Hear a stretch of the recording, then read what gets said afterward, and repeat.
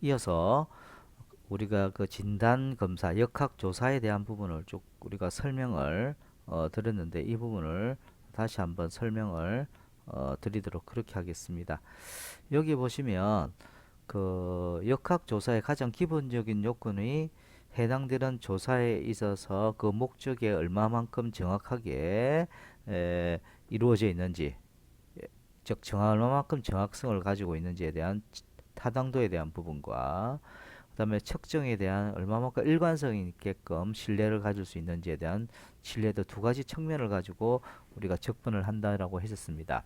그래서 보시면 먼저 측정의 타당도, 측정 방법이 측정하고자 하는 것을 얼마나 정확하게 측정하였는지를 평가하는 어떤 정도를 우리가 측정 타당도라고 합니다. 그러니까 여기서 여러분들이 알아두셔야 될 것이 먼저 민감도, 질병이 있는 사람을 양성으로 검출하는 것을 민감도라고 합니다. 그 다음에 특이도, 스페시피시티, 특이도라고 하는 것은 질병 없는 사람을 음성으로 검출하는 것을 특이도라고 합니다. 그래서 이런 부분도 예전에 제가 시험 문제에 많이 이렇게 출제를 하곤 했던 부분인데 이 내용을 한번 직접 한번 보도록 하겠습니다. 민감도가 뭐라고요? 질병 있는 자를 양성으로 검출. 특이도는 질병 없는 자를 음성으로 검출. 내용을 한번 보도록 하겠습니다. 여기 보시게 되면 그 이런 내용이 있습니다. 표가 있죠. 요거 질병 검사를 했을 때 양성이 있는 사람 뭐 이렇게 이 20명 질병 있는 사람이 양성으로, 질병 없는 사람이 양성으로, 질병 있는 사람을 음성으로, 질병 없는 사람을 양성으로 이렇게 우리가 이 표를 보시면 알 수가 있을 겁니다. 그러면 민감도는 뭐죠? 질병이 있는 사람을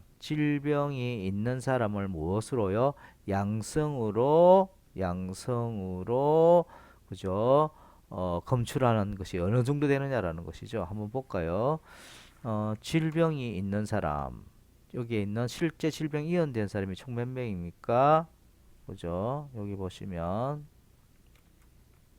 요거에다가 그죠? 더하기 요거 되겠죠. 실제 몇 명이에요? 어, 30명이 그죠? 질병 있는 사람이죠. 그 중에서 양성으로 요거죠. 요거를 우리가 표시되는 것은 전체 중에서 질병이 있는 사람 중에 양성으로 검출하는 것이 바로 민감도입니다. 질병이 있는 사람을 양성으로 검출하는 것이 민감도인데 과연 몇 프로인지 보시면 한 67% 정도 되거든요. 66.7% 정도가 민감도입니다. 민감도는 뭐라고요? 실제 질병 있는 사람 가운데 이렇게 양성으로 검출하는 것이 어느 정도 되느냐라는 것이죠. 특이도는 질병 없는 사람을 뭐로요? 음성으로 검출하는 것이 특이도입니다. 그래서 보시면 전체 인원은 어떻게 됩니까? 180에다가 더하기 음성값이 되겠죠. 전체 인원은 2000명이네요. 이 2000명 중에서 질병 없는 사람을 음성은 뭐죠? 이해죠. 그죠? 이렇게.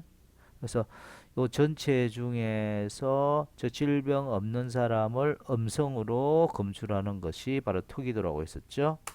그래서 약 91%가 되겠습니다. 그래서 민감도가 뭐고 특이도가 무엇인지 아셔야 되고 그 다음에 이제 해당되는 것이 양성으로 애척되는 사람이 몇 명 정도 되느냐라는 것이죠. 그래서 양성으로 애척된 사람 중에서 여기 보시면 양성으로 애척된 사람 중에서 실제 질병에 해당되는 사람이 20명이죠. 즉 200명 중에 20명이 해당됩니다. 이렇게 되겠죠. 양성 애척도도 아셔야 됩니다. 양성으로 애척된 사람이 총 몇 명이죠? 20명에다가 더하기 180명이 실제 양성으로 지금 판명이 났는데 그 중에서 실제 양성으로 판정난 사람은 여기에 해당되는 사람이죠. 그죠? 그래서 전체로 보시면 약 10%. 그래서 양성으로 예측된 사람들 요 표에 따르면 양성으로 판정난 사람 중에서 실제 질병이 있는 사람을 살펴보니까 한 10% 정도밖에 되지 않더라는 겁니다. 그죠? 그다음에 음성 예측도는 뭡니까? 음성으로 판결 난 사람 중에서 실제 질병이 발생되지 않는 경우를 음성 예측도라고 합니다. 한번 볼까요? 실제로는 전체가 몇 명이냐면 음성으로 판정 난 사람은 1830명이네요. 그죠? 1830명인데 음성으로 했던 사람 중에 실제로 어떻게 해요? 질병이 걸리지 않은 사람이 1820명이죠. 그것이 비율이 어느 정도 되는지 보니까 0.99, 즉 음성 예측도는 99.5%가 되겠습니다. 이런 것들. 그리고 실제 전체 타당도를 한번 살펴보자라는 거. 타당도는 뭡니까? 전체 인원 중에서 그죠? 질병 있는 사람을 양성으로 판정하고 질병 없는 사람을 음성으로 이렇게 판정하는 두 경우를 에 해당되는 것이 정확도가 되겠죠. 그래서 그죠? 봅시다. 이거 더하기 이거 더하기 이거 더하기 이거 해서 전체 인원이 되겠죠. 그죠? 2030명이죠. 그 중에서 질병 있는 사람을 양성으로 그죠? 결과가 나오게 하고 질병 없는 사람을 음성으로 나오게 하는 요 두 개가 실제로 정확한 값이죠. 요건 아니잖아요. 그죠? 그래서 요 값을 보니까 정확도가 얼마 되느냐 보니까 90.6%가 되더라는 겁니다. 이렇게 구하는 것이죠. 그래서 이 표를 보고서 여러분들이 한번 체크를 다시 한번 해보셔야 되는데 민감도는 뭐다? 실제 질병이 있는 사람을 양성으로 그죠? 어, 검사를 하는 그런 경우 특이도는 뭡니까? 질병이 없는 사람 가운데 음성으로 판정하는 경우고 양성 예측도는 뭡니까? 양성으로 판정된 사람 중에서 실제로 질병이 있는 사람 음성 예측도는 질병이 여기 음성으로 판정난 사람 중에서 실제 질병이 없는 사람으로 판정하는 그런 것이 음성 예측도입니다. 그래서 이런 부분들을 여러분들이 잘 정리를 한번 실제로 이 부분을 한번 그림을 그려서 실제 표를 한번 그려서 직접 한번 풀어 보셔야 됩니다. 이런 형태의 시험 문제가 직접 출제가 되었습니다. 그래서 여러분도 꼭 좀 봐주시기를 부탁드리고요.